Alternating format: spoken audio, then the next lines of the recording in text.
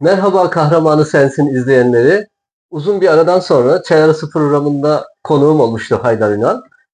Ve üst üste binmesin diye biraz geciktirelim programı. Daha sonra davet edin dedim ve bugüne kısmet oldu. Haydar Ünal'la birlikteyiz. Şimdi onu daha yakından tanıyacağız. Ama ben her zamanki gibi sizin gibi hiç tanımıyormuş gibi en baştan size onu anlatmaya çalışacağım. Merhabalar hocam, nasılsınız, iyi misiniz? Merhabalar, çok teşekkür ederim. Çok sağ olun. Sizler de iyisiniz. Seni gördüm daha iyi oldum abiciğim. Eyvallah, çok O teşekkür zaman ederim. Haydar abicim bizim programımız YouTube'da yayınlanıyor ve orada bazıları seni tanıyor tabii ki çok iyi tanıyorlar. Bazıları da tanımıyorlar. Seni tanımayanlara kendini anlatır gibi Haydar Ünal kimdir? Bir özetler misin bize? Haydar Ünal, 1965 Kırıkkale Sulakyurt Hamzalı doğumlu. Güzel bir coğrafyada, Kızılırmak'ın yarımada şeklinde kuşattığı bir kasabada, köyde dünyaya geldim. Evet, çocukluğum ırmak kıyılarında, nehir kıyılarında, sulak bir bölgede geçti. Dedem bölgede tanınan, bilinen, sevilen, değer gören birisi olduğu için ben de aynı dedemin gördüğü saygıya, sevgiye maruz kaldım. Çocukluğum bu sevgi saygı ortamında ve Alevi Bektaşi kültürünün içinde gelişti. Cem törenlerine gittiğimiz zaman dedenin yanına oturtturuyorlardı beni. Orada okunan nefesler, şiirler, türküler, türkü, şiir ortamında büyüdüm. Bu bana inanılmaz bir kültürel zenginlik sağladı. Öyle bir ortamda büyümek. Duygusal bir atmosfer oluşturdu üstümde. Ve kendimi o potada geliştirmeye başladım. O anlayış içinde geliştirmeye başladım. İşte ilkokuldan sonra, ilkokul 4. sınıfta falan ilk şiirimi yazdığımı hatırlıyorum. O dönemlerde işte ulusal törenlerde şiir okurdum. Edebiyat derslerinde edebiyat öğretmenimin çok sevdiği bir öğrenciydim. Bu şekilde bir çocukluk hayatım oldu ve ortaokul, liseye başlamadan önce ben de yazabilirim düşüncesi oluşmaya başladı. Ve yazmaya başladım. Halk şiiri tarzında yazmaya başladım.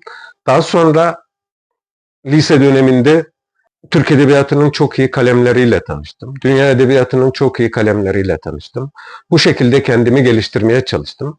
Lise bittikten sonra edebiyat dergilerinde ilk şiirim 21 yaşında Yaba Öykü'de yayınlandı. Aydın Doğan çıkarıyordu. Aydınlık Evler'de çıkarıyordu bu dergiyi. Orada yayınlandı. O yıllarda ben Adnan Yücel'le tanışmıştım.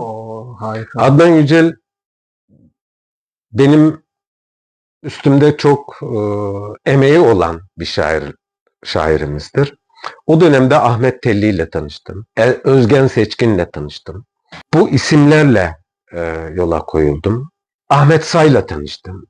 Refik Durbaş, Cumhuriyet derginin Pazar sayfasını yönetiyordu. Pazar edebiyat köşesini yönetiyordu. Refik Durbaş'a mektuplar yazıyordum. Orada çok genç olmama rağmen şiirlerim yayınlanıyordu. Beni çok motive ediyordu şiirlerimin edebiyat dergilerinde, Cumhuriyet gibi bir gazetenin dergisinde yayınlanması falan. Bu şekilde kendimi geliştirmeye çalıştım. 1990 yılında Özgen Seçkin'in bir önerisiyle biz 4 arkadaş Ankara'da bir yayın evi kurduk. Necati Bey Caddesi 54'e 10. Hiç unutmam. Damar yayınlarını kurduk. Ve hedefimiz dergi çıkarmaktı. Dizgi, baskı işleri yapmaya başladık. Adnan Gerger'in ilk kitabını biz bastık. Firar öykülerini. Fakat ondan sonra benim siyasal mücadelenin içinde olmamdan kaynaklı olarak bir tutuklanma sürecim başladı. Polis bir sabah Damar'ın ofisine gelerek beni emniyete götürdü. 8 ay Merkez Kapalı'da cezaevi sürecim oldu. Merkez Kapalı'da kaldığım dönemde Haydar Kutlu ve Nihat Sargın da orada bir koğuşta kalıyordu. Onların yanına gidiyordum. Sürekli onlarla sohbet ediyordum. Koğuşlar arası iletişim olduğu müddetçe onlarla gidiyordum, konuşuyordum. Sohbetler ediyordum. Cezaevi süreci inanılmaz bir şekilde geliştirdi beni. Çok kitap okuma fırsatım oldu. Türk edebiyatını, dünya edebiyatını tahlil etme, kendime yön çizme fırsatım oldu. Cezaevinden çıktıktan sonra da tekrar dergiye geri döndüm. Ve döner dönmez biz 91 yılında Damar'ın ilk sayısını yayınladık. Damar Edebiyat Dergisi'nin ilk sayısını yayınladık. Siz çıkana kadar dergi çıkmamıştı o zaman. Dergi çıkmamıştı daha. Evet. Tabii dergide yayın evinde Metin Turan vardı. Özgen Seçkin vardı. Şimdiki Badek'te Metin Hocam. Evet Metin. Ona da selam olsun. Selamlar olsun. Mustafa Öztürk vardı. Rus diline bakıyordu Mustafa. Çevirilerimizi, Pushkin çevirilerimizi falan yaptı. Çingeneleri çevirdi mesela. Onu yayınladık. İlk sayımız yayınlandıktan sonra işte ikinci sayımızda ilk sayımız Savaş ve Edebiyat diye çıktı. Bu şekilde bir yayın çizgisi oluşturduk. O dönemde sadece İnsancıl dergisi vardı. İstanbul'da Cengiz Gündoğdu ve arkadaşları çıkarıyordu. İkinci dergi bizdik. Daha sonra bizden sonra da Evrensel Kültür yayınlanmaya başladı.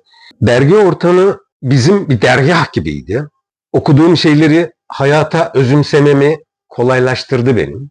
Neler yapmam gerektiğini, neler yapmamam gerektiğini, şiirde nasıl bir yol izlemem gerektiğini, kuyumcu titizliğini, bir şiirde kuyumcu titizliğini nasıl uygulanması gerektiğini öğretti bana. Kelimelerle savaşmışsınız. Evet. Yani şiirde fazlalık, sözcük fazlalığı, anlatılmak istenen şeyin farklı yol ve yöntemleri. Yani şöyle bir şey mesela aklıma geldi, hemen söyleyeyim. Fırından sıcak ekmek almaya koşuyordu çocuk diyelim ki. Evet. Ya fırında zaten sıcak ekmek vardır. Bunu şiirde kullanamazsınız yani. Evet. Çocuk fırına koşuyordu diyebilirsiniz. Yani evet. Çünkü zaten oradan anladık ekmek sıcaktır yani. Sıcak ekmek fırından çıkar. Buna benzer sözcük fazlalıklarının şiirde gereksiz olduğunu ve bir mücevheri kuyumcu hangi titizlikle yapıyorsa şairin de aynı titizlikle çalışması gerektiğini öğrendim. İlk kitabım çıkmazdan önce Petrolist Sendikası'nın bir ödülü vardı. Onu sığmadımla aldınız değil mi? Evet. Dosyamı oraya göndermiştim ben. Seçici kuruldan Muzaffer İlhan Erdost vardı. Oo. Hüseyin Atabaş Muzaffer vardı. Hoca. Evet. Çok kıymetli insanlar. Yani hepsi rahmetli oldular. Evet. Jülide Gülizar vardı. Çok kıymetli büyüklerim vardı. Yani Muzaffer abi, Hüseyin Atabaş edebiyatımızın çok önemli isimleridir. Evet. Yani ikinci yeninin ismini koyan adamdır Muzaffer İlhan Erdoğan. Oradan şiir ödülü aldım. Şiir ödülünde enteresan şeyler oldu. Bizi Kırıkkale Petrolist Sendikası Kırıkkale'ye davet etti. Evliydim. Eşimle birlikte yola gitme kararı aldık ama sadece Kırıkkale'ye gidecek kadar paramız var. Dönüş paramız yok. Dedim ki nasıl olsa orada bize 350 lira gibi bir ödül parası verecekler. Oradan geri dönüşü sağlarız. Hatta iyi de bir paraydı yani o zaman. Gittik. Tören yapılıyor. Cezaevinden arkadaşlarımız vardı. Ödül alanların içinden. Özgür vardı mesela. Özgür Ovacık. Mektup yazmış cezaevinden. Ben o zaman maden işçilerinin grevi vardı. Ben ödül parasını maden işçilerine bağışlıyorum diye bir mektup yazmış. Bu mektup okundu. Ben dayanamadım. Ben de el yazısıyla bir pusula yazarak dedim ki ben de ödülümü maden işçilerine bağışlıyorum dedim. Ama geri dönüş paramız yoktu. Vay be. Bu şekilde bir şey oldu. Ödül Kırıkkale Sekreteri Salih vardı. Salih ödül törenimiz bittikten sonra orada şiirlerimizi okuyup tören bittikten sonra dedim böyle böyle bir durum var. Salih dedim bize yol parası ayarlarsan sevinirim dedim. Ya. Böyle bir hikayemiz de Hasan oldu. Ünal kolay kolay olmuyor işte. Evet. Yani oradaki diyaloglar, ilişkiler hayatımıza şekil vermeye başladı. Sanatçı duygusallığı diyelim değil mi? Evet. Had safhada yani. Yani evet. Zaten öyle bir ortamın içinden büyümüşsünüz. Öyle bir ortamın içinden geliyorsunuz. Bu insanda incelik yaratıyor. Hani şöyle düşünelim yani. Bir yaprağın dalından kopan bir yaprağın eğer yere düşene kadar geçirdiği kanlı serüveni içinizde duyumsayamıyorsanız ya ben şair olacağım diye kendinizi yıpratmanın, hırpalamanın çok anlamlı olduğunu düşünmüyorum. Aynen. Yani o ölüm sürecini içinizde duyumsamanız gerekiyor. Ve yani ben hani kendi edebiyatımızdan bahsedecek olursam Dede Korkut'tan Nazım Hikmet'e kadar bu kültürel hafızayı iyi özümsemek gerekiyor. Bu kültürel, tarihsel süreci özümseyip kendinize yön vermeniz gerekiyor. Bir de çok önemli bir şey daha var tabii ki. Dünyada 8 milyarın üstünde insan yaşıyor. Yani 9 milyara yakın bir. Hiçbirinin parmak izi diğerine uymuyor. Evet. Sizin yazacaklarınız da yazdıklarınız da edebiyat ürünü olarak özellikle şiir anlamında, şiir türünde söylüyorum. Diğer şairlerden farklı olmalı. Yani kendi özünüzü, kendi parmak izinizi o şiirde hissettirmeniz gerekiyor. Tabii ki kültürel havzadan besleneceksiniz. Oradan onları özümseyeceksiniz. Ama oraya kendi izinizi bırakacaksınız. Bu izi bırakmak çok kolay bir şey değil. Bunu özümseyip kendi olabilmek, kendisi olabilme mücadelesini verecek şair. Aynen. Evet. Çok güzel özetledin hocam. Çok. O zaman sen birçok sorunun cevabını vermiş oldun bu vesileyle. Ben burada senden arkadaşlar hazır Haydar Ünal kimdir tanımışken bir de güzel şiirlerinizden bir tanesini dinleyerek iyice onların beynine nakşedelim. Ha bir de burada bir keseyim hocam. Biraz önce ismi geçti. Ahmet Telli hocamızla sizin büyük bir birlikteliğiniz vardı. Yakın zamanda kaybettik. Ona da sevgi ve saygıyla anıyoruz buradan. Evet. Ahmet abinin de tabii ki benim üstümde çok emekleri var. Yani çocukluk ilk lise dönemlerinde Ahmet abiyle tanıştım. Dayanışma yayınları ve Türkiye yazılarında yanına gidip geliyordum. Şiirlerimi gösteriyordum. Çok hatıralarınız da var. Tabii yani şiirlerimi bu olmamış, bu olmamış, bu olmamış falan diye düzeltiyordu. Çok kıymetliydi benim için. Onun beğenmediği yerleri gidip sabahlara kadar tekrar çalışıyordum. Yani. Şimdi hangi şiirini dinliyoruz hocam? Gelseydin o günden uzun şiirden ilk giriş bölümünü okuyacağım ben size. Yorgun düşler içinde alaşafak bir kente indiğimde yoktu yüzümün rengini düşünecek zaman. Son karıncanın yuvasına gelip gelmediğini, kendine küsen hayırsız bilgenin ömrünü düşünmeye zaman yoktu. Yanılgılara konuk olduğum gündü. Evlerde buğday renkli komidinler, sokakta kelepir duygular satan seyyar satıcı, suçlu kaldırımlarda sesine uzaklaşan insanlar, her an çözülebilirdi gökyüzü. Ruhumu gevşeterek eğildim anıların önünde. Asfalt yarıldı, içinde kaldı ter ve düşmanlarım oldu yeryüzünde. Zambakların yolculuğu muydu, güneşe benzeyen, martıların gözyaşı? Buluşmak mıydı yedinci bir renkte? Son yüzünde akşamın, düştüğü sularda rengi var mıydı? Gülüşlerin kaldı, esmer yüzümde. Seni bir bardak suya soramadan, sınırsız yolculuklara, beyaz acılara kaldım. Özledim diyebilmenin söz harmanında, beyaz saçlı bir akşamdı. Bir fotoğrafla göz göze geldi. Elin ekmek, elin şiir, kıvırcık saçların ay ışığı dostluklar kurardı.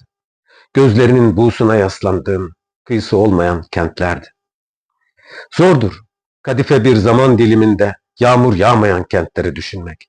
Armağan edilecek gülüşlerin yanması gibi.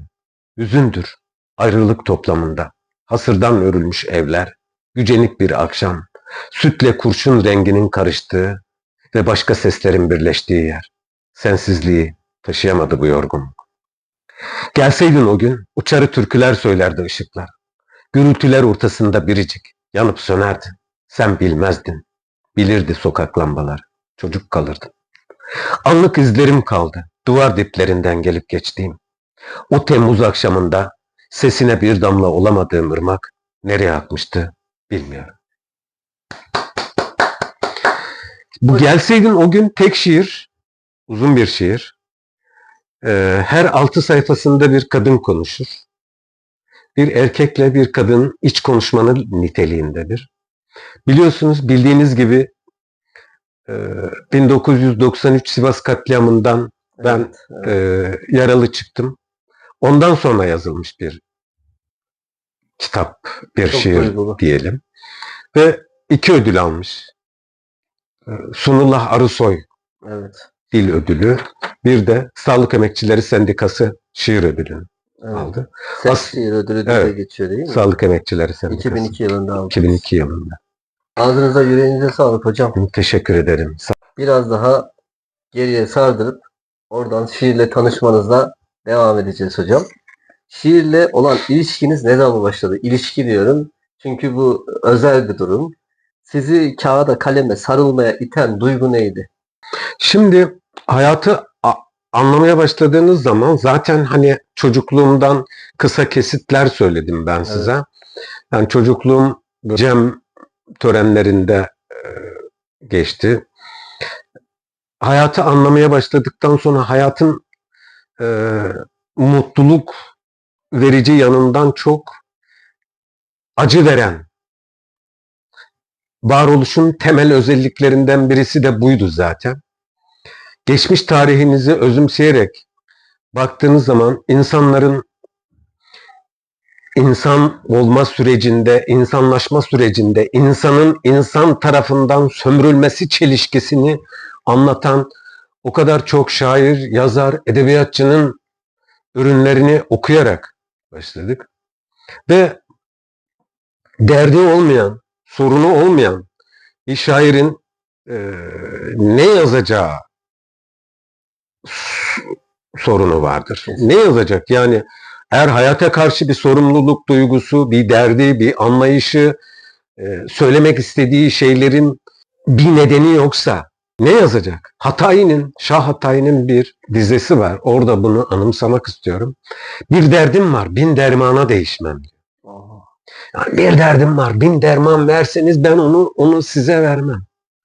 Çünkü o beni insan yapıyor. Evet. O beni şair yapıyor.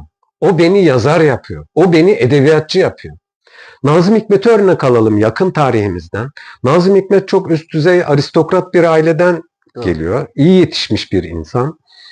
Yani isteseydi Cumhuriyet'in ilk dönemleri milletvekili olurdu, bakan olurdu, genel müdür olurdu. Çok önemli bir yerde görev alabilirdi. Şiir de yazardı. Hiçbir sorun olmazdı. Ama başka bir şey tercih ediyor. Dert sahibi oldu. Diyor ki yani ben insanın insan tarafından sömürülmesi çelişkisine karşı çıkacağım diyor. Bir davaya inanıyor Evet. ve onu yürütüyor. Yani rahatını ve huzurunu bozuyor. Aynen. Zaten şiir rahat ve huzurlu bir ortamda gelişmez. Büyümez. Seyyid Nesimi aklıma geldi şimdi. İmamettin Seyyid Nesimi, yani 14. yüzyıl, vazgeçiremiyorlar onu. İnandığı düşüncelerden vazgeçiremiyorlar. 2 dizesi aklımda. Ben esrar-ı cihan, ben bu cihana sığmazam. Gevheri la mekan benem, kevnü mekana sığmazam. 1978 Sovyet-Azerbaycan ortak yapımı bir filmini izledim ben. İmamettin Seyyid Nesimi'nin. Orada kolları bağlı bir şekilde asıp derisini yüzecekler. Cellat Seyyid Nesimi'ye sırıtarak diyor ki benzin sarardı, çok korkuyorsun diyor. Ve onun benzinin sararmasından mutlu olmuş bir şekliyle sırıtarak söylüyor bunu. Seyyid Nesimi ona bire gafil diyor. Güneş batarken zaten sararır. Orada ben yeniden doğacağım. Sen kendini düşün diyor. Güneş batarken. Buradaki kurduğu metafor inanılmaz bir şey. Yani bu yüzyılda bize hala onu düşündürtüyor. 13. yüzyıl Yunus Emre diye bir okyanus var karşımızda. Aynı dönemde gelmişler. Bir yüzyıl Yukarı. sonra. Evet. 13. 13. yüzyıl Evet, evet. doğru. 13. yüzyıl Yunus Emre, 14. yüzyıl Seyit Nesimi. Beni bende arama, ben bende değilim diyor. Ve burada aklıma gelen hemen bir şeyi söyleyeyim. Hani şairin bir derdi olmalı, bir sorunu olmalı ve onun peşinden gitmeli.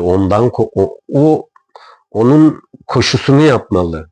Hatta Mevlana'nın bir sözü var. Yanmadan ışık olamazsın diyor. Şiir yazmak yanmaya benzer. Eğer birilerini etkileyecekseniz ancak onu yanarak etkileyebilirsiniz. Yanmadan etkileyemezsiniz. Işık olamazsınız. Yunus'un Hacı Bektaş'ın dergahına gelişiyle birlikte dergaha kabul, hani buğdayı reddedip nefes isterim demesiyle birlikte çilesi başlıyor zaten. Yani şimdi Hacı Bektaş işkenceci, sadist bir adam mıydı da 40 gün Yunus'u hücrede bekletti? Kıt ekmek aşla. Tam Orta Çağ'ın kültürü acı çekmek kültürüne dayanır. Yani bir insanı olgunlaştırmak istiyorsanız acı çekmesiyle olgunlaştırabilirsiniz. Öyledir, Ama bir de şöyle bir durum var. Sen bizim aramıza katılmak istiyorsun. Bakalım buna layık mısın, değil misin? 40 gün hücrede bekletiyor kıt ekmek aşla. Sonra dergaha kabul ediliyor. Yani çok önemli şeyler. Şimdi böyle bir şey kabul etmeyeceksen o zaman bizim aramızda bu acıya katlanamayacaksan bu serüvene girmenin bir anlamı yok ya. Buğday deyip dönebilirdi. Yani, buğdayı Ama alıp dönebilirdi, karnını doyurabilirdi. Millet açlıktan ölüyor zaten. Sabrediyor. Kıtlık var. Evet, aynen. Bir de şunu eklemek istiyorum. Tabii. Ben kendi kişisel özelliklerimle ilgili bu. Tarihsel yenilgilerimi toplumsal ve bireysel olarak yenilgilerimizi özümseyip onu asil bir yaz haline getiriyorum diyebilirim. Çünkü insan acısını unutursa, yasını unutursa tekrar yaşar.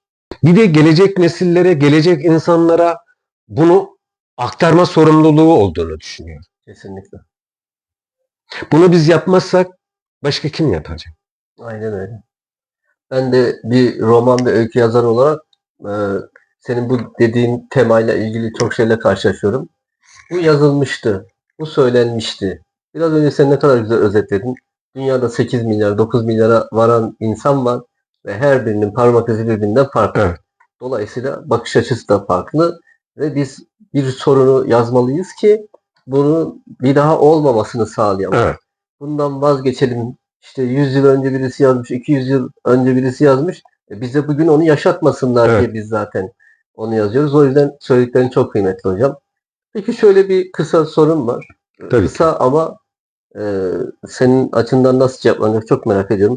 Şiir sizin için nedir? Bir hissin dışa vurumu mu? Direniş mi? Yoksa kendinize yaptığınız bir hesaplaşma mı? Biraz önceki söylediklerimi biraz daha açımlayarak devam edeyim. Şiir benim için bir var olma nedeni diyelim. Bu var olma nedeninin bireysel ve toplumsal acıların felsefi bir direnç noktası oluşturmasıyla başlıyorum ben.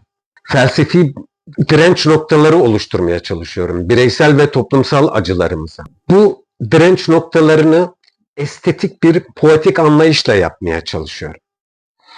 Ve öznelden nesnele, bireyselden toplumsala hareket noktaları geliştirerek, kültürel havzayı çok iyi özümseyerek kendi varoluş nedenimi bulmaya çalışıyorum. Bunu ancak şiirle sağlayabileceğimi düşünüyorum. Başka bir edebiyat ürünüyle sağlayamazdım ben bunu. Yani kısa birkaç öykü yazma deneyim ve tecrübem oldu ama ben kendimi beğenmedim. Öykülerimi beğenmedim ve kimseye de göstermedim. Kimseye de okumadım. Belki bu kardeşine gösterirsin. Yok, attım yırttım onları. Çok eskiden de onlar. Ben şiir benim varoluş nedenim diye düşünme, kendi düşünsel algı sistemimi öyle oluşturmaya çalıştım. Biz ilk sizi dinlediğimizde hocam bizi de ele geçirdiniz. Dedik ki biz de böyle hissediyoruz. Biz de böyle düşünüyoruz. Ama biz böyle ifade edemiyorduk. İlk Yok, Haydar estağfurullah. hocamız var dedik. Estağfurullah. Ama Şimdi tarihsel özelliklerimiz o kadar fazla ki, yani şimdi Neruda'yı örnek alalım. Neruda'nın işte Postacı filminde şiir ne işe yarar gibi orada bir bölüm vardı. Yani ihtiyacı olanındır. Evet. İhtiyacı olanındır.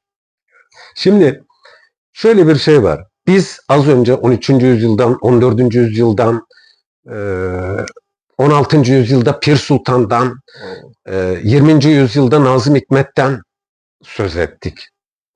Öyle insanlardan da söz etmişiz ki lafınızı burada parantez açarak söyleyeyim.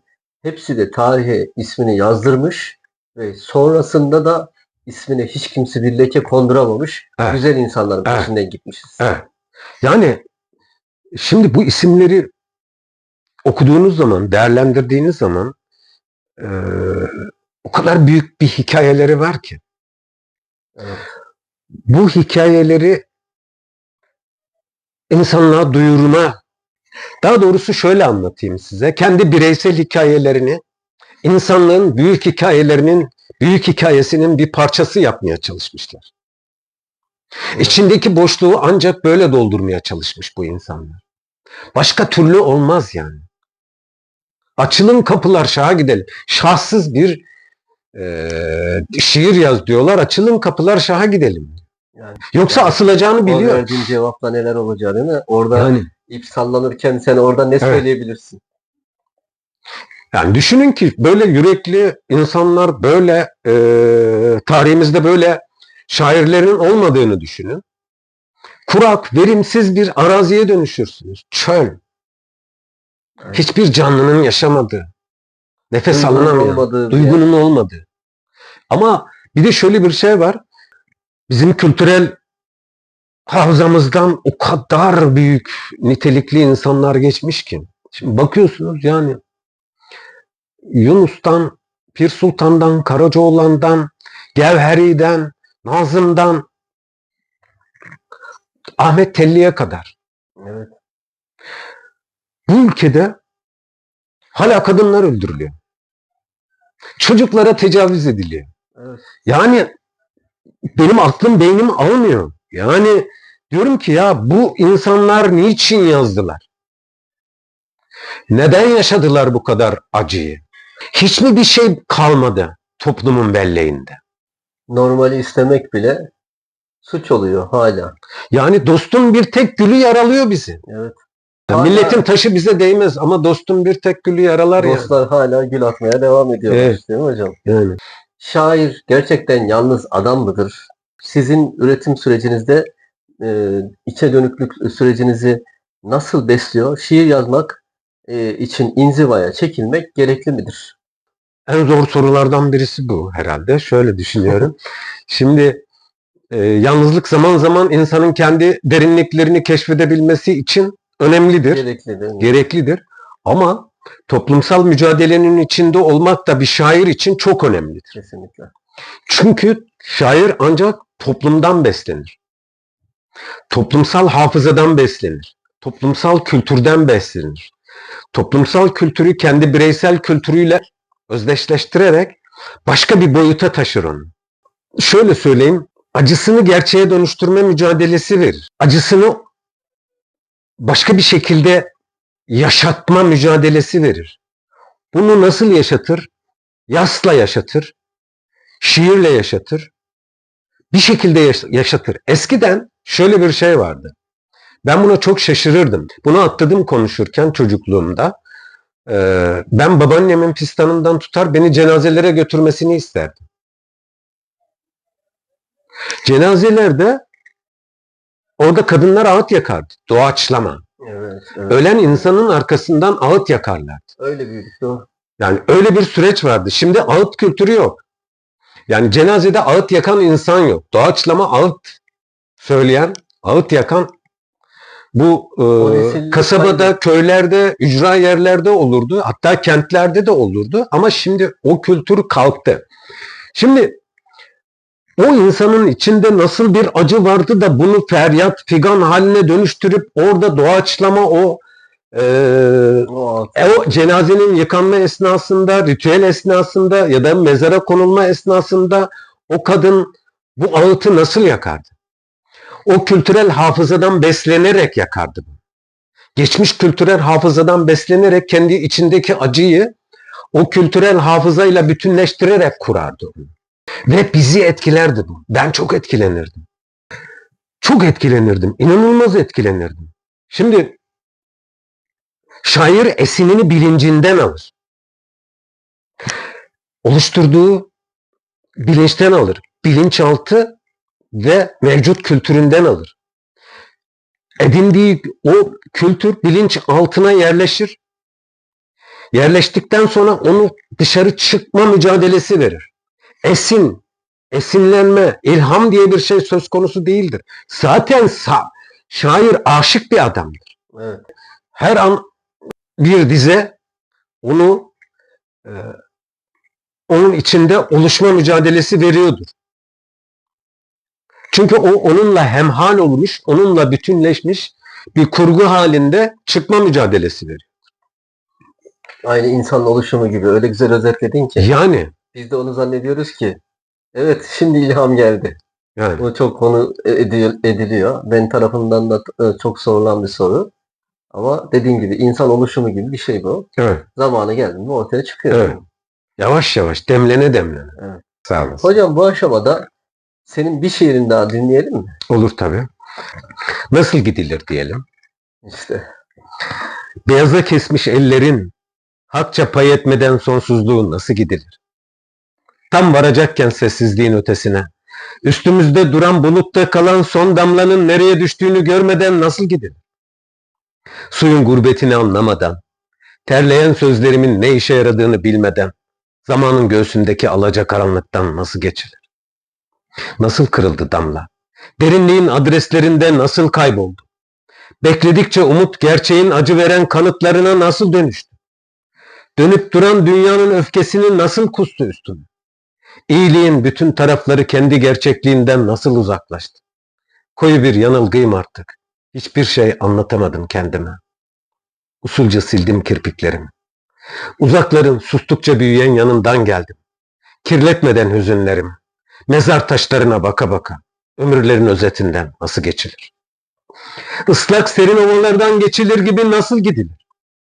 Uzun nehirlere geç kalınmış gibi nasıl gidilir? Söylenmemiş sözler var daha. Hüznün ve bekleyişin içinden nasıl geçilir? Bekleyişin ardındaki hayali şekillendiren hangi hüzündür? Gelmeyecek olanı beklemek, çaresizliğin anlamı, acımasız bir sabır olmalı. Saatlere bakmadan, zamandan ötelere nasıl gidilir? Gözlerinin buğusuna yaslanıp, şehrin pazarlarında nasıl gezilir? Ateşten ayrı düşünemem bakışlarını. Şimdi sırtımda, içimde, yüzümde, gözümden gitmeyen, alnımdan gitmeyen, bu kırmızıya tanım bulmadan nasıl gidilir? Kendimi iyice anlatmadan, tehlike barındırır konuşmadığım her söz. Suskunluğu açıklamadan nasıl gidilir? Paslı demirler gibi örtülmüş duygularımın üstü. Sert, yalnız ve kavlak. Kırıldı sesim. Çığlığının düştüğü yerlerde senden kalan yaralarım var. Düğümlendi boğazıma hayat. Ölümden ötelere nasıl gidilir? Terli bir gecede sana bakarken yıldızlar kirpiklerinin başlattığı ayaklanmayı görmeden nasıl gidilir? Al basmış yüzünün tüm zamanlarından, gözlerinden dökülen gerçeklik, yazılmamış sayfaların sustukça biriken cümlelerinden nasıl geçilir? Alın çizgilerinde beliren yollardan içinde kaybolacağım ummanlara nasıl gidilir? Orada sürüklenen bir kum tanesinin derdini anlamadan, ağaran sabahların çiğ düşmüş sesine nasıl varılır? Nasıl kaldım ruhumun parçalanmış ayrıntılarında? Burkulmuş günlerin kan sızan saatlerinde. Dilimden dökemediğim neydi? Yüzüme baktım, sesime baktım. İçtenliğini yitirmemek için mi susmuştu dil? Merhametli bir kalp karşısında sustukça kendini mi anlattı? Bilemedim. Gökyüzünü acıtan bakışlarım bir yıldızın derinliğinde kaybolup gitti. Ateşe sığındım, güle boyun eğdim, kırmızıyı küstürdüm. Söyle, sonsuzluğa nasıl gidilir? Sen şiirlerinle sonsuzluğa gitmişsin hocam. Soru soruluyor ama her şeyin cevabı verilmiş. Harika. Teşekkür Bu ederim. yıllarca insanlar tarafından muhtemelen dinlenecek. Biz de bunu daha çok platformlarda yaymaya çalışacağız hocam. Çok sağ Emeğine olun. sağlık, yüreğine Siz de sağlık. sağ olun. Ben şunu çok merak ediyorum hocam. Biraz önce seninle çekim arkasında da konuşmuştuk. Ben geceleri uykumdan uyanıyorum böyle. Bir mısra aklıma takılıyor. Ve o mısrayı yani kıvranıyorum böyle. Yatayım bu aklımda kalır falan diyorum. Sonra diyorum ki yo yo hemen kalkma. Fırlıyorum işte kalemi alıp o cümleyi tekrarlıyorum falan. O cümleyi ilk yazayım. Sonra devamı belki gelir diye ki her zaman da geliyor. Sorum da öyle bir soru. Bir şiirin ilk dizesi aklınıza düştüğünde o an nasıl gelişiyor? Evet. Benim gibi kıvranıyor musunuz? Çok güzel. Ben Usta bir şair olarak. takdir ettim sizi. Eğer o tam uykuya dalmak üzereyken gelen o dizeyi kalkıp yazmazsanız şair olamazsınız. Ya da yazar olamazsınız. Ona kıyacaksın. Belki sabah kalktığında onu beğenmeyeceksin. Ama onu yazman gerekiyor. Evet. O senden çıkma mücadelesi verirken sen onu yazman gerekiyor. Asıl işçilik de ondan sonra başlıyor. O ilk mısra Evet. bir yere mutlaka not Evet. edilmeli. Ondan sonra o duygu atmosferine, o kültür atmosferine, o bireysel ya da toplumsal hafızaya yeniden giriyorsun. Biraz önce konuştuğumuz gibi buna yalnızlık gerekli mi? Bazen gerekli. Bazen gerekli. Ama bazen de bir insan kendisini başka bir insanda tamamlayabilir ancak. Evet. Göremediğiniz şeyleri başka arkadaşlarınızda, dostlarınızda, başka insanlarda görebilirsiniz. Hiç ummadığınız yerden farklı şeyler sizin hafızanıza yerleşir. Ve o hafıza şiire dönüşür. Dönüşme mücadelesi verir. Sonrasında o aklınıza düştüğü anda o ilk dizeyi yazdığında arkası geliyor mu hemen yoksa o size bir çıkış yolu mu sunuyor aslında? Çıkış yolu sunuyor. Eğer sabah kalktığınızda ya da ertesi gün ya da çalışmaya başladığınızda o şiirin, o dizenin atmosferine, onun duygu birlikteliğine, onun kültürel yapısal özelliklerine tekrar girebilirseniz şiir o yataktan akmaya başlıyor tekrar. Şiir öyle yani bizim anlayacağımız şu bir anda yazılıp biten bir şey değil. Değil. Bir an yazıldıktan sonra üzerinde çok Tekrar düşünülmesi çalışılması gereken. gerekiyor. Çünkü o ham halidir. Ham halidir. Aynı şey işçiliği gibi. Evet, kuyumcu işçiliği gibi ham halini düzeltmeniz gerekiyor. Kendi özelliklerinizi yeniden değerlendirip o şiire katmanız gerekiyor. Ve hani ilk etapta gelen o ham duyguyu işleyip hani doğadan çıkan maden parçasını Tabii, işleyip şekil veriyorsunuz ya. İşte kıymetli hale getiriyoruz. kıymetli hale getiriyorsunuz. Farklı bir materyal yapıyorsunuz. Eşya yapıyorsunuz. Bir şey yapıyorsunuz. Aynı onun gibi ya da kuyumcu biraz önce söylediğimiz gibi kuyumcu bir mücevhere yapıyor. Ham halinde altını alıyor. Onu işleye bir mücevher haline getiriyor. Bizim de aynı işçiliği, aynı titizliği göstermemiz gerekiyor.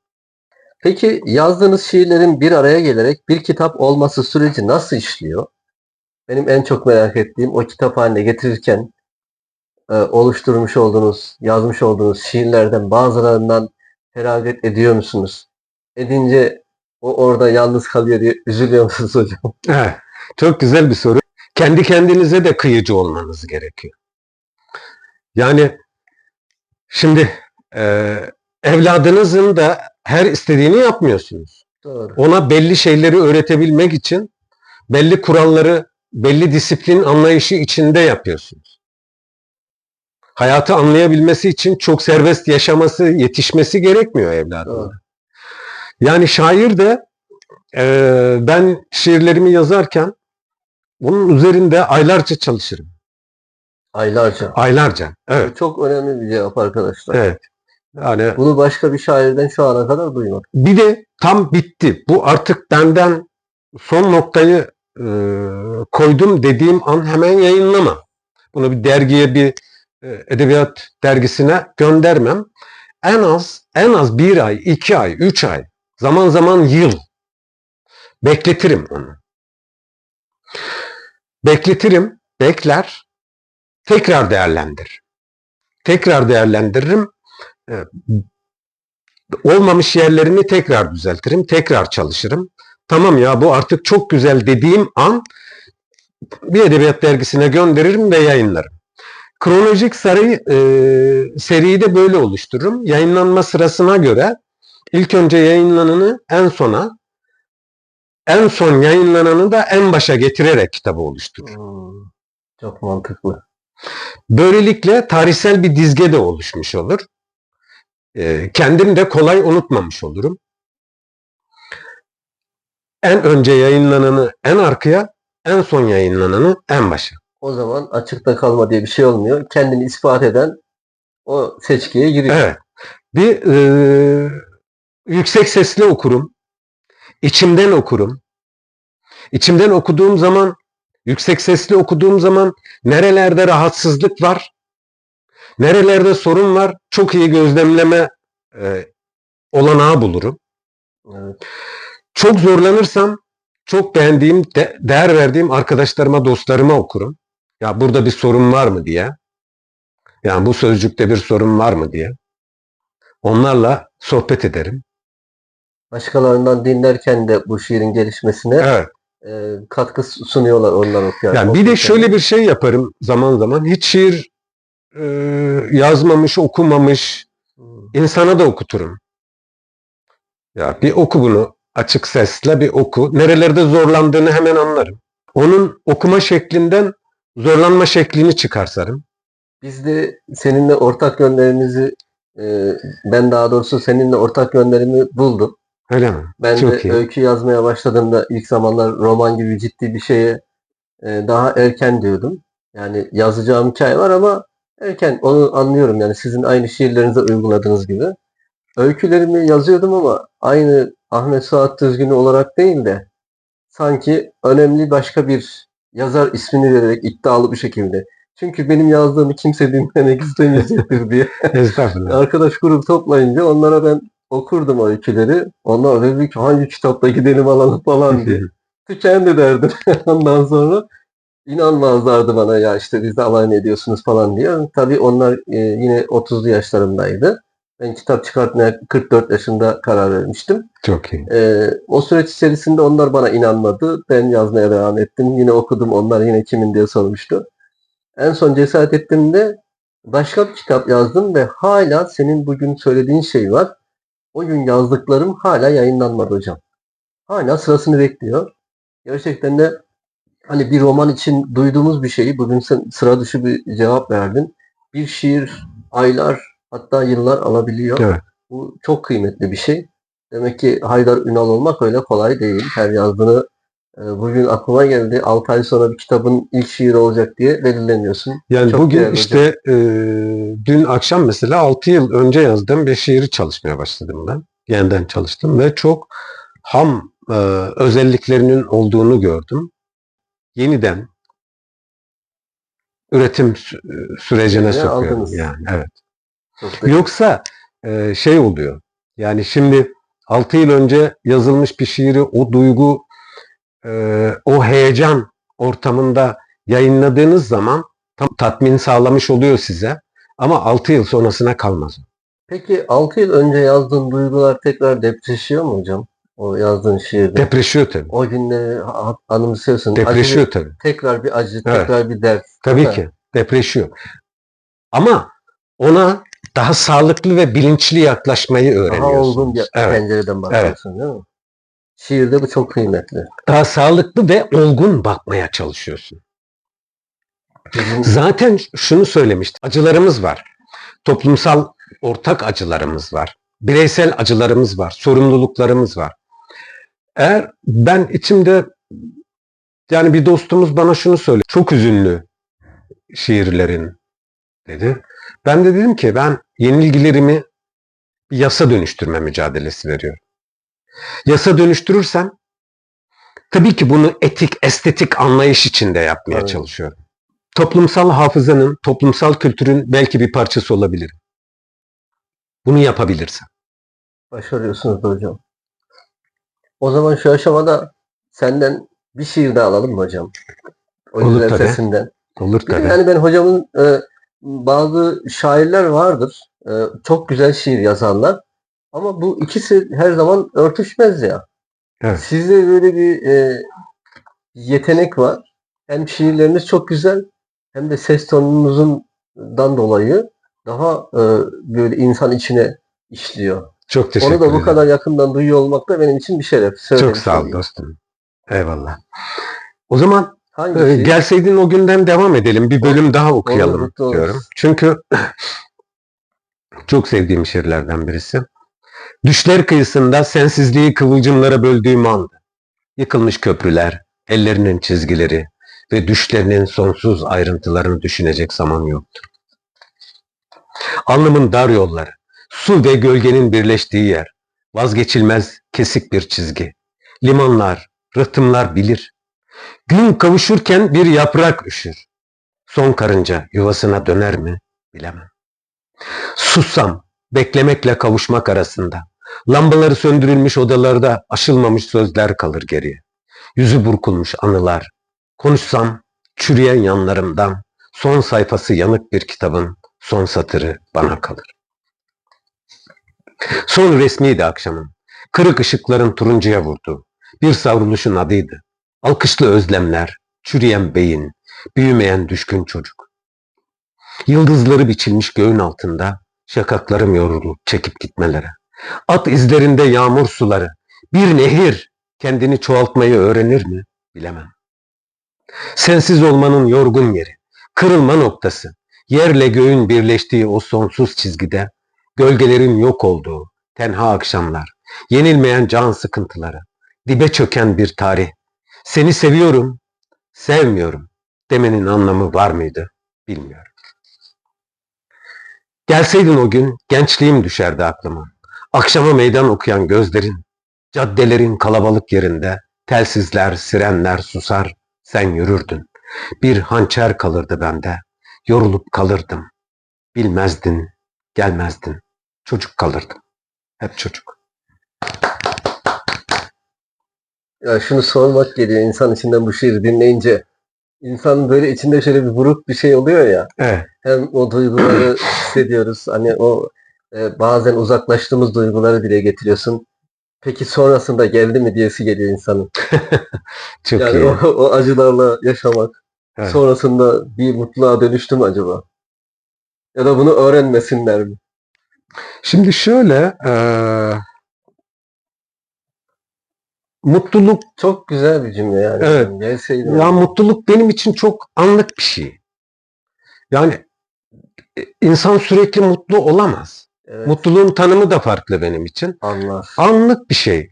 Yani yaşamın içinde mücadele etmemiz gereken o kadar çok şey, o kadar ayrıntı, o kadar e,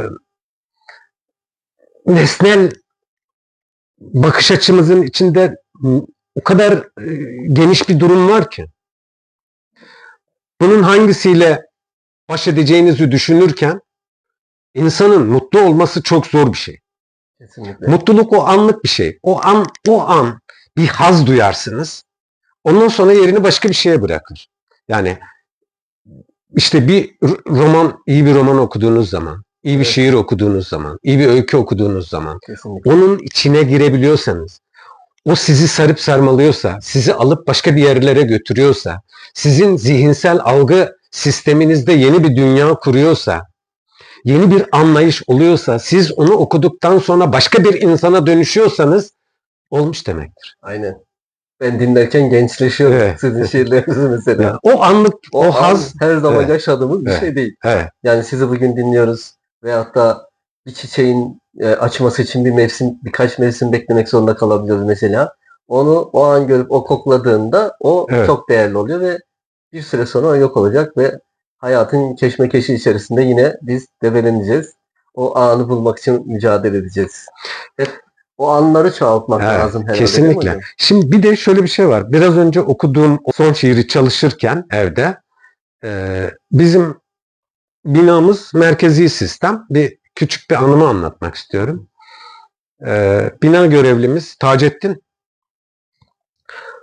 zili çaldı. Abi dedi su saatlerini okuyorum dedi. Sıcak su bizim merkezi sistemden geliyor. Olur Taceddin dedim. Ben saati sana okuyayım ama benim de senden bir isteğim. Sen de benim şiirlerimi mi oku dedin? Ben sana bir şiir okuyacağım dedim. Oo, Bu şiirden bir bölüm okudum. Okudum, durdu, hareketsiz kaldı. Abi, abi, ben eve nasıl gideceğim? Ben eve nasıl gideceğim? Onu biliyor musun? gelseydin o günden mi okudun hocam? Yok şu gelseydin o günden değil de şu şiiri çalışıyordum. Nasıl gidiliri çalışıyordum. Evet. Ondan kısa bir bölüm okudum. Ben eve nasıl gideceğim dedi. Beni perişan ettin dedi. Şimdi o zaman diyorum ki olmuş. Tabii geçmiş.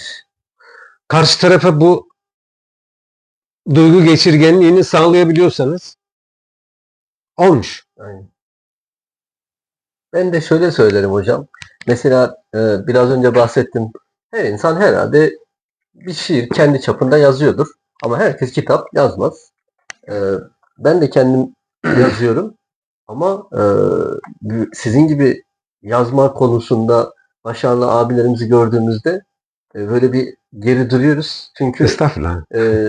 o gerçekten de bir işçilik. O işçiliği yapacak cesareti kendimizde bulamadığımız için. O işçilik, o kıyıcı işçilik. Hani Ve ona da cesaret edemiyoruz yani. Biz birisini bulduğumuzda dur sana şunu okuyayım diyecek cesaret de bulamıyoruz. eskiden böyle tuğlaları yoktu biliyorsun. Taş vardı. Evet. Taş bina yaparken taş ustası taşa vura onu duvarın bütünlüğünü sağlayabilmek için, Aynen. onu duvara oturtturabilmek için çeşitli yerlerini kırması, dökmesi gerekiyordu ki duvar ve bina yükselsin. Binayı yapabilelim. Şairin taşı sözcüğe benzetirsek o sözcükleri de aynı şekilde binanın içinde örgütlemesi gerekiyor. Ben ayrıca bir şey daha ekleyeyim. Yani şiirin içinde Bir örgütlemesi taş gerekiyor. ustası görmüştüm. Evet. Ben yaptığım işten dolayı bir yerde bir inşaat ve duvar örülmesi gerekiyordu. Taşı böyle sizin bahsettiğiniz gibi vura vura istediği formuna sokuyordu. Tabii. Aynı çekici alıp ben dedim ki ne var bunda ben de yaparım. Ben vurduğumda darmadağın oldu değil mi? Herkes her şeyi başaramıyor. Evet. O yüzden şiiri sizin gibi Evet. ustalara bırakmak lazım hocam. Estağfurullah. İyi ki varsınız. Teşekkür gerçekten de. ederim dostum. Sağ olasın. Edebiyattan uzaklaştığınız zaman Haydar Ünal nasıl biri oluyor? Şimdi şöyle ben edebiyattan, şiirden hiç uzaklaşmadım. Yaşantımda hani insanlarla olan ilişkimde hiç edebiyatla ilgili olmayan insanlarla konuşurken mesela ben şöyle bir anımı anlatayım size. Bir patronumuzu ziyarete gittim iş gereği. Çalıştığım iş yerin gereği ziyarete gittim. Patronumuz masasında oturuyor şu şekilde. Telefona bastı. Kızım bir gelebilir misin dedi. Sekreterini çağırdı. Geldik. Bize bir kahve yapar mısın dedi. Tabii dedi. Sordu bana kahvenizi nasıl içersiniz diye. Hiç edebiyatla ilgisi olmayan bir iş sahibi insan bu. Kızım, evladım dedi. Adamın yüzüne bir baksana dedi. Hiç şekerli kahve içecek yüzü var mı dedi. Ben oturduğum yere mıhlanıp kaldım. Şaşırdım. Bir insanın yüz tahlili ona bu sözü, Evet. bu cümleyi kurmasını sağladı. Ve ben dedim ki benim yüzüm kendini ele veriyor. Yani ben şekerli kahve içecek bir adam değilim, evet. Şekerli kahve sevmem. Bu insan nasıl hissetti? Adamın yüzüne bak evladım dedi. Hiç şekerli kahve içecek yüz var mı dedi. Yani orada hem kendisini hem beni anlatıyor hem kıza ders veriyor. Diyor ki yüzüne bak anlarsın. Bu çok önemli bir şey. Dışarıda bu tür insanları özelliklerime, hafızama kaydetmeye çalışırım. Onlardan hiç eğitim görmemiş insanlardan bile çok şey öğrenebilme durumu vardır. Çünkü yaşayan bir hazineye dönüşmüştür o. Anadolu'nun toplumsal geleneği içerisinde bir kültürel havzaya dönüşmüştür. O kültürel havzadan ne kadar nasiplenirseniz o kadar nasiplenirsiniz. Evet. Bu o Anadolu'daki ağıt yakan kadınlar gibi. Hiç okumuşluğu, yazmışlığı yok. Okul yüzü görmemiş. Ama doğaçlama inanılmaz şeyler söylüyor ve siz afallayıp kalıyorsunuz. Aynen. Bazen onun için belki de sıradan olduğunu düşündüğü o cümleyi duyduğunuzda siz cümlenin kıymetini çok daha iyi anlıyorsunuz. Tabii. O farkında olmuyor aslında. Evet, o farkında değil. O da dediğiniz gibi herkesten olabiliyor. Evet. Burada da herhalde şifre şu. Ben mesela sizin gibi çok kıymetli abilerimin, ablalarımın yanında olduğumda dinlemeyi çok seçiyorum. Çünkü dinlediğim zaman ben öğreniyorum. Anlattığım zaman başkaları birinden. Evet. Ama ben diyorum ki orada gideyim, Haydar Ünal'la oturayım, ondan bir şeyler alayım. Evet. O dinlemenin vermiş olduğu şey bana çok katıyor. Ve işte çıkartacağım öykülerde, romanlarda bir karakteri canlandırmama çok büyük katkısı oluyor. Evet. O yüzden dediğinize katılıyorum. Ha, bir de şöyle bir şey var. Hani Anadolu'nun sözlü geleneği var. Yazıya geçmezden önce. Evet. Yani bir sözlü gelenek var. Tarih boyunca aslında şiir hep Evet, hep var. İnsanlık var oldu Bu olan. sözlü geleneğin içinde doğal olarak hafıza aktarımı, bu işte benim babaannemin bana aktardıkları, babamın bana aktardıklarını ben çocuğuma aktarıyorum. O başka bir çocuğuna aktarıyor, o çocuğuna aktararak bu şekilde bu şöyle düşünün. 13. yüzyıl Selçuklu Anadolu'da ilk Türk devletimiz. Dili Arapça. Daha sonra 1299-1302 Osmanlı dili Arapça. Türkçe değil.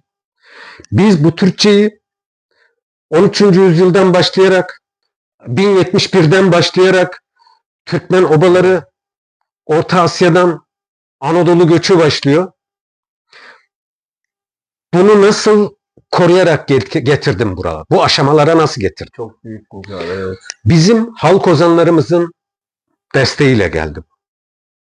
Kesinlikle. Yunus'la, Pir Sultan'la, Karacaoğlan'la ismini sayamadığımız yüzlerce, binlerce halk ozanıyla bugüne geldi.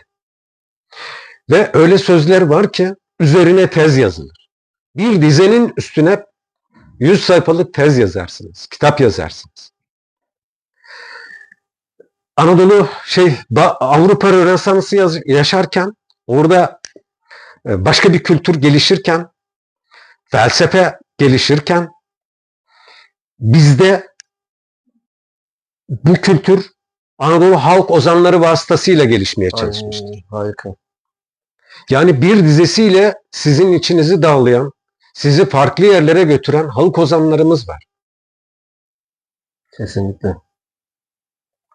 Onların bugüne kadar getirdiği bu şiir havzasından iyi beslenmemiz gerekiyor. Yani Yunus'tan Nazım Hikmet'e kadar iyi özümsemeyen bir şair nasıl iyi şiir yazabilir? Bu bayrağı taşımak gerekiyor. Evet. Yani Aynen. geçmişi iyi özümseyip geçmişi özümsedikten sonra siz kendi yapısal özelliklerinizi ona katarak yeni bir anlayış, yeni bir şiir dili oluşturmanız gerekiyor. Aynen. Yeni bir poetik anlayış oluşturmanız gerekiyor. Bunu da hani parmak izi gibi dedik ya, örnek verdik. Bu insanın kendi parmak izini oluşturuyor. Harika. Evet. Hocam kitaplarınızda benim ilgimi çeken şeyler oldu. Ben de biliyorsunuz öykü ve roman yazdığım için bizim için başlıklar çok önemli. Senin şiir kitaplarının da isimleri çok vurucu ve böyle insanın yüreğinde bir şeyler sızlatan, daha ismini duyar duymaz oluyor. Mesela ilk kitabınız 91 yılında Sığmadım. Evet. Burada hemen direktmen yani insan bu kelimeyi duyduğunda üstünde çok az bir şey düşündüğünde bu bile insanı böyle bir vuruyor ve insanda okuma isteği veriyor. Yüzümdeki Nehir mesela bu çok anlamlı yine. Yani bir gerçek şair kitabının daha isminden belli ediyor kendisini. Gelseydin o gün zaten çok müthiş bir kurulmuş cümle. enteresan bir şey ve bunu siz bölümler boyu anlatıyorsunuz ve Evet. bu belki de daha da devam edebilecek bir şiir tarzı ve yürüyen zaman mesela. En çok da bu benim enteresan geldi. Hiç geçmeyen biraz önce bahsettiğimiz gibi tarihin derinliklerinden alıyorsunuz bu zamana kadar getiriyorsunuz. Bu yürüyen zaman içerisinde siz de o şairlerin peşinden geliyorsunuz ve yeni nesillere de bu bayrağı teslim edecek Evet. ender müstesna kişilerden bir tanesiniz. Bunu Teşekkür ben ederim. rahatlıkla söyleyebilirim. Peki bu yeni yazarlar, günümüzdeki şiir yazan genç yazarların tarzıyla ilgili, e, günümüzdeki bakış açısıyla ilgili fikirleriniz nedir? Kitap isimlerini söylediniz. Ben onlardan kısaca bahsedeyim Evet, mi? Şöyle mutlaka birer bahsedelim. cümleyle. Ve program boyunca da kitaplar ara ara gösteriliyor zaten. Şimdi görüyorsunuz. sığmadım ilk göz ağrım. Evet. Yani bir Niye sığmadın hocam? Sığmadım, ben Nereye? alanlara sığmadım, hücrelere sığmadım, Harika. ortama sığmadım. Yani sığmıyorum anlamında Sığmama bu. çok Evet. güzel bir şey. Yani sığarsanız zaten yok olursunuz. Hapsolursunuz. Aynen. O anlayışla gelişmiş bir isim. Yüzümdeki nehir cezaevi süreçlerini anlatan bir şiir. Yüzümdeki nehir. İnsanın yüzünden zaman zaman eğer iki nehir akmıyorsa, acılarına duyarsız kalıyorsa, Yasını tutamıyorsa, bireysel ve toplumsal olarak, öznel ve nesnel olarak onun yasını tutamıyorsa, o insanın bence anlamı yok. İnsanın doğduğu andan itibaren ölüm sürecine kadar anlam hikayesi olması gerekiyor. İnsanın anlam arayışı olması gerekiyor.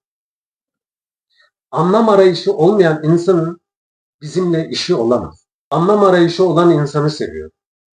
İnsanın anlam arayışı ne zaman olursa olsun, ne kadar yapay zeka gelişirse gelişsin Tabii. bitmeyecek. Kesinlikle. Gelseydin o gün ise Sivas katliamından sonra içinde bulunduğum, yaralı olarak kurtulduğum Sivas katliamından sonra yazılmış bir şiir. Şunu söylemek istiyorum. Orada biz eşli davet edilmiştik. Fakat çocuğumuz vardı yeni. Doğmuş bir çocuğumuz vardı. Kız çocuğumuz İncesu. Kayınvalidemiz bakıyordu çocuğa. Birlikte gidecektik. Eşim son anda vazgeçti. Dedi ki ben çocuğa bakayım, sen yalnız git dedi. Eğer birlikte gitmiş olsaydık çok daha farklı durum olabilirdi. Çünkü birlikte gidenler üst kata çıkmışlardı. Ben orada genç olduğumuz için en öndeydim. Yani en önde işte tutuşturulan paçavraları dışarıya atmakla meşguldük biz. Eğer eşim gelmiş olsaydı ikimiz de ölmüş olabilir, yanlış olabilir. O süreçte yazılmış bir kitap olduğu için, o süreçten sonra yazılmış olduğu için bir kadın bir erkek konuşuyor. Her 6 sayfada bir kadın konuşması var.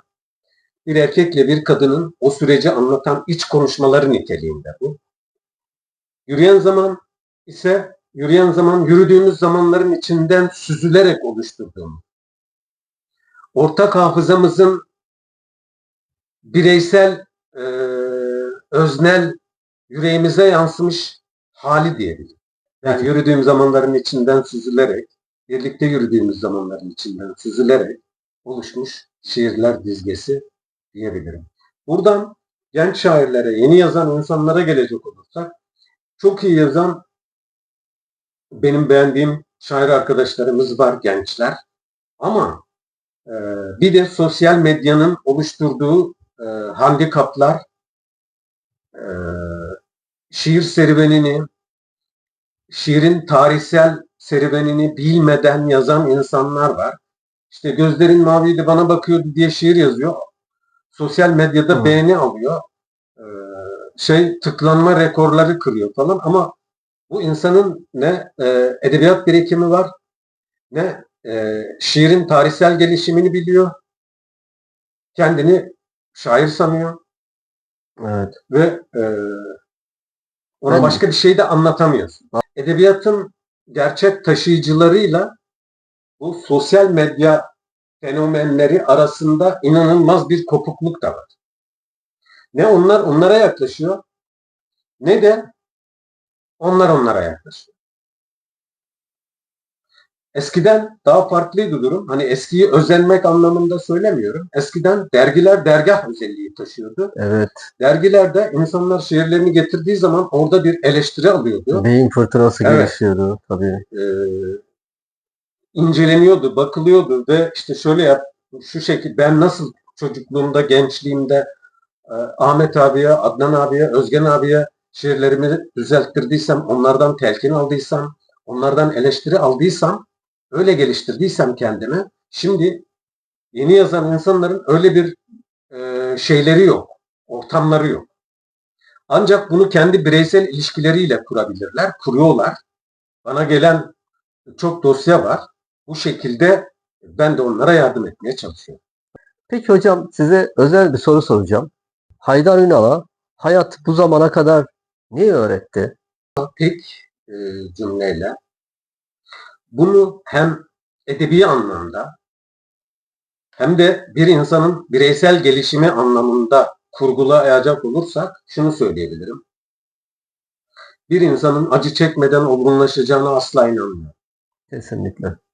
Bir insan ancak bilgiyle, donanımla zenginleşebilir. O bilgiyle, donanımla zenginleşen insan zaten acı çekmeye başlar. İlla orta çağ kültürüyle çile çekmesi gerekmiyor. Geçmişi çok iyi özümseyip geleceğe yön verebilir. Geçmişte yaşanmış olayları çok iyi özümseyip, değerlendirip, onun da yasını tutarak gelecekte insanların daha iyi yaşamaları için kurgular oluşturabilir. Açılımlar oluşturabilir. Çocuklardan da örnek verecek olursak, bir çocuğa her istediğini yaparsanız başınıza bela olur. Kesinlikle doğru. Yani büyük holdinglerin çocukları Amerika'da, yurt dışında okumuş çocukları Türkiye'ye dönüp şirkette çalışmaya başladıkları zaman paspas yaptırarak başlatıyor. Doğru. Ve gizlice müdürüne söylüyor. Diyor ki ez diyor. Yani benim çocuğum gibi davranma. Her şeyin dibini görsün ki sonra bir şey kaybolursa onu yapabilecek Yani gücü olsun. bilemez yoksa anlayamaz. Sıfırdan başlamayı Yani. öğretiyorlar değil mi? Tıpkı Hacı Bektaş'ın Yunus'a yaptığı gibi. Evet. Çilesini bir çekeceğiz. Evet. Şiir olmasa dünya nasıl bir yer olurdu? Bir şaire sorulacak en son soruyu sordum. Şiir olmasa, müzik olmasa, Herhalde edebiyat olmasa insanın çektiği acıları kim anlatacak? Dostun gülüyle yaralanacak mıydı? Nasıl olacak? İnsanlaşma sürecimiz kesintiye uğrayacaktı. Ortak hafızamız olmayacaktı. Ortak duygularımız olmayacaktı. Aynı şeylere ağlayıp gülemeyecektik. Aynı şeylere hüzünlenemeyecek. ağıtlarımız bile olmayacaktı değil mi? Olmayacaktı. Ve ortak bir hafıza, kültürel havza oluşturamayacak. Geçmişimiz olmayacaktı. Çünkü hafıza diye bir şey olmayınca değil mi? Geçmişimiz olmayacaktı. Bizim insanlaşma sürecimizi sekteye uğratacaktı. Yani insanın mağaralardan bugüne kadar geldiği süreç daha farklı bir aşamada olurdu. Belki de herhalde. hala mağaralarda kalacak. Yani o zaman nasıl olurdu bilmiyorum. Ama şimdi bir yerden geçerken bir işte ceviz almıştım. Ceviz torbadan düştü. Karga kaptı onu. Götürdü. Yolda arabaya ezdirdi ve yemeye başladı. Yani Ben onun de da bir tanık oluyorum böyle Yani. şeylere. şey var. Müthiş gözlemlemiş. Geliştirdiği bir Taktikler var. taktikler var. Kendine göre bir kültürü var. Yaşam şekli var. Yine köpekler var. Köpek birlikte yaşadığı insan öldüğü zaman onun başında gidip ağlıyor. Mezarına toprağın başında duruyor günler. Tabii tabii doğru. Aynen öyle. Yani diğer canlıların Bizden farklı yanları yok. Bizim evrimleşme sürecimiz ortak hafızayla gelişti. Aynen. Şiir olmasa nefes de alamıyorduk, alamayacak oluyoruz ve hiçbir aşama kaydetme şansımız da yok. Çünkü değil mi? İnsanların bahsettiğiniz gibi ta o ilk çağlarda bile mağaralara bir şeyler yazma mücadelesi Evet. ve bunlar uzun yazılar şeklinde olmamış. Hep insanlara bir cümle bırakmışlar ve o cümleler bizim yüreğimizde bir Evet. iz bırakmış. Evet. Ve işte biraz önce söylediğim dostluğun attığı bir gül yareler Evet. beni diyerek bir sultan aptaldan işte Aşık Veysel iki kapılı bir handa gidiyorum gündüz gece. Bunlar insanı geliştiren, olgunlaştıran şey. Aşık Ama Veysel. şiir olmayınca insan ne olgunlaşabilir ne de var olabilir. Aşık Veysel deyince iki dizi aklıma geldi şimdi. Sen bir ceylan olsan, ben de bir avcı. Vursam yaralasam, söz ilesem. Yani hiç gözleri görmüyor. Çiçek hastalığından gözleri kapanmış bir çocuğun bu aşamaları geçirmiş olması bizde inanılmaz bir beyin fırtınasına dönüyor. Aynen. Sen bir ceylan olsan, ben de bir avcı. Vursam yaralasam, söz ilesem. Söz ile. Ama bugün biz çok farklı bir şekilde grup öldürüyoruz. Aynen. Kıyıyoruz yani. Hocanın dediğinin tam tersini Tam yapıyoruz. Ve Aşık Hoca, Veysel Hoca'ya zamanında teklif ediyorlar. Diyorlar ki seni tedavi ettirebiliriz. Gözlerin görebilir. Bir umut var. O hayır diyor biliyor musun hocam? Diyor ki ben burada kendime bir dünya yarattım. Ne olur bunu yıkmayın diyor. Çok güzel. Ya bu Başka bir şey. hala söylerken bile tüylerim diken diken oluyor. Çünkü bir derdim var, bin dermana değil. Yani o hocam ya iyi ki varsın. Çok duygulu. Bu sözler insanların içerisine yerleşiyor. Tabii ki bazı şeyleri duymak isteyene. Bunların da demek ki zamanı geldiğinde etki yapıyor. Çünkü Evet. ben bu lafı 20 yaşımda da duyduğumda şu anki hissettiğim duyarlılıkta hissetmiyordum. Zaman insanı olgunlaştırıyor ve o zaman ne kadar kıymetli olduğunu bir kez daha anlıyoruz. Peki hocam, siz bir şairsiniz. Dolayısıyla kelimelerin kıymetini en iyi bilenlerdensiniz. Estağfurullah. Kelimelerin kıymetini bu kadar iyi bilen, onlarla mücadele veren, savaş verip bu kadar güzel şiirler yazan bir adam ne tür müzikler dinler? Evet, güzel bir soru. Zaman zaman caz ama daha çok halk müziği. Halk müziği. Ee, Halk müziğinin geçmişten günümüze kalan bütün özellikleri, Evet. genç kuşaklar dahil. Halk müziği bozulmuyor hocam. Evet. Müthiş bir koruması var değil mi? Evet. Caz da hüzün verici bir Evet. müzik zaten. Hani o insanların duyumsama şekli, bugüne getirdiği miras, nasıl duyumsamış da bunları yazmış, bunu söylemiş. Ya da o günkü yorumlanma şekliyle bugünkü yorumlanma şekli arasında ne gibi farklar var? Bunları ancak o türküleri dinleyerek özümseyebiliyorsunuz, anlayabiliyorsunuz, Evet. yorum yapabiliyorsunuz. Ya da sizi hala yaralamaya devam edebiliyor. Öyle. Yani. Aslında izleyicilere şöyle bir şey söyleyebiliriz değil mi hocam? Yine takdir sizin. Evet.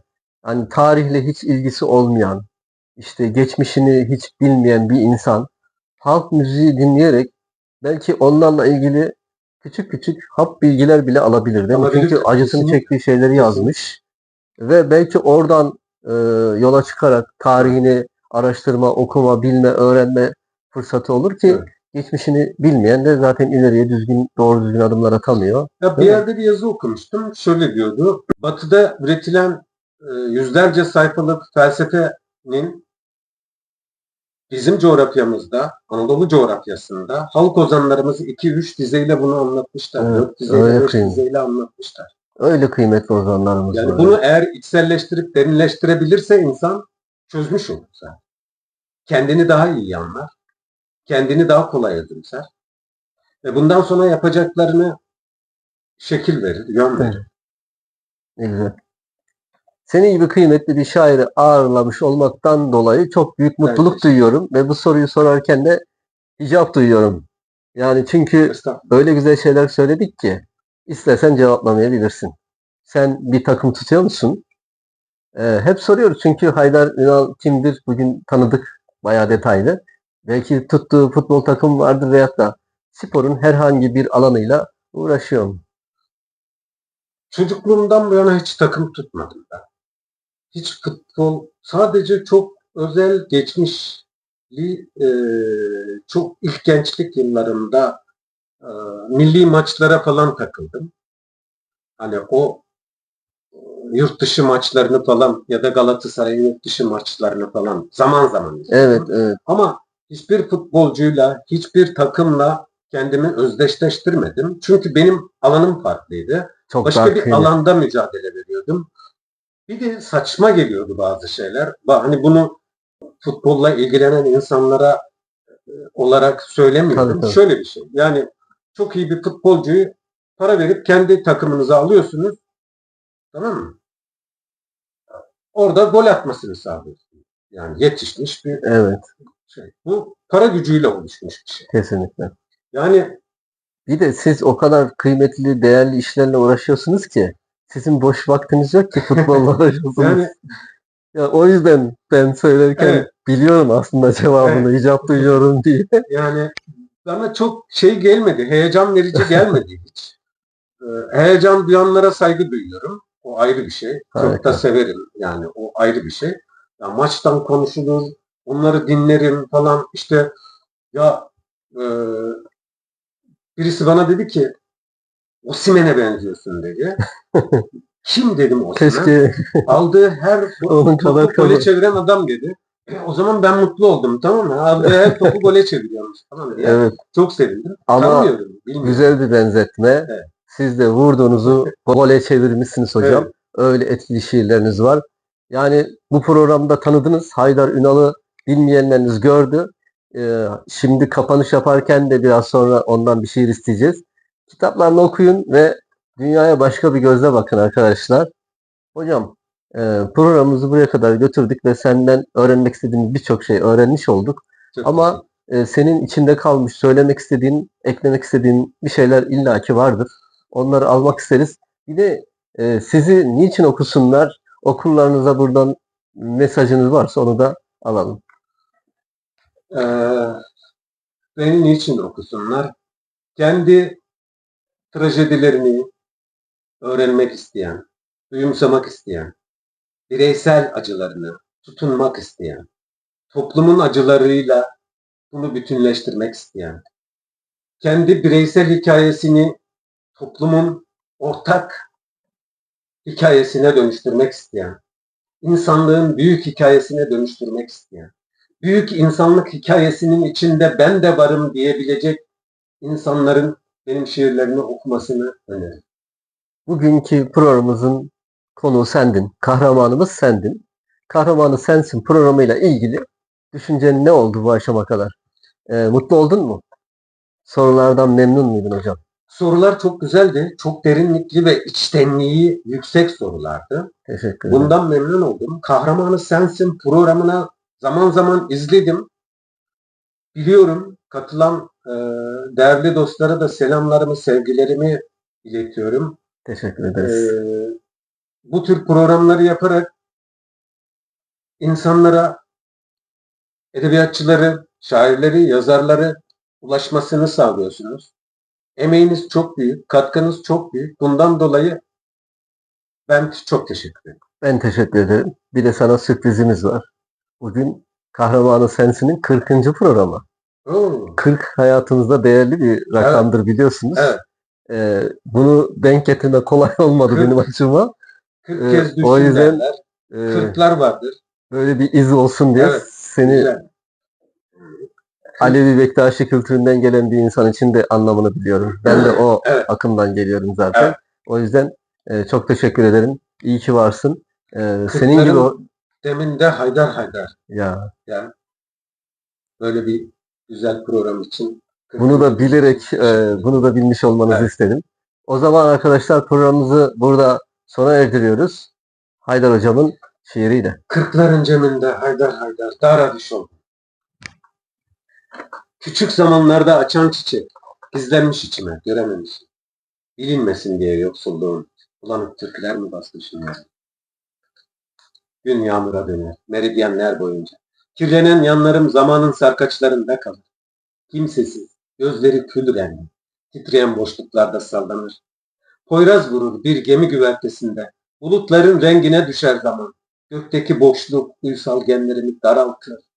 Su ve gölgenin birleştiği yerde yanık tenimi hangi limanlara? İçimdeki yolcuların uzak izlerinden, dağınık boşluğundan gökyüzünün, kar ve yağmur yağabilir en sıcak yerlere. Ve sen bir belediye otobüsünde, buğulu cam arkalarında yolculuklar kurarsın anıların sesini. Bilinmeyen zamanda kalır görüntüler. Bir damla ter yaramda. Yanık saatlerinde sevgili. Büyür sular gibi. Bırakma saçlarını pencerelerden. Değerse yarama bir damla tel. Hep yeniden büyür yanık saatler. Hep yeniden. Belirsizliğin gergin boşluğunda incelen bir gökyüzü. Sesini yitirdiğim an. Hangi akşamıdır ömrümün? Kaçıncı beyazlık? Gün döner dağların üstüne. Ufuklar kadar birikir sakalları. Ateş. Ateş hangi kırmızıyı taşır? Bilemem. Gelseydin o gün, sonsuzluğa atılmış ünlem, bakışlarında bir ayrıntı, ağladığımız kadar kirpiklerinde kalırdı. İnce bir bıçağın usulca kalbime giriş. Büyürdü gözlerim, yudum yudum. Seni yorar, beni yorar, sonra sessizlik. Dağına küsmüş ceylan gibi kalır. Ağzınıza, yüreğinize sağlık. Arkadaşlar, Kahramanı Sensin TV'nin 40. program konuğu Haydar Ünal'dı. Ona çok teşekkür ediyoruz. Mutlaka Haydar Ünal'ın kitaplarını alın, okuyun, takip edin. Tüm internet sitelerinden de bulabilirler Var, değil mi evet. hocam? Mutlaka takip edin. Böylesi büyük değerlerimize sahip çıkın diyorum. Bir sonraki programda görüşmek üzere. Elinizi sıkabilir miyim Çok hocam? teşekkür ederim. Çok Ben sağ ol teşekkür dostum. ederim. Yani gerçekten hizmetin unutulmaz. Ne mutlu bana. Çok cefalı bir hizmet veriyorsun. Teşekkür ederim. İyi ki varsınız hocam. Sağ ol. Teşekkür Görüşmek üzere. Görüşürüz. Hoşça kalın. Kalın.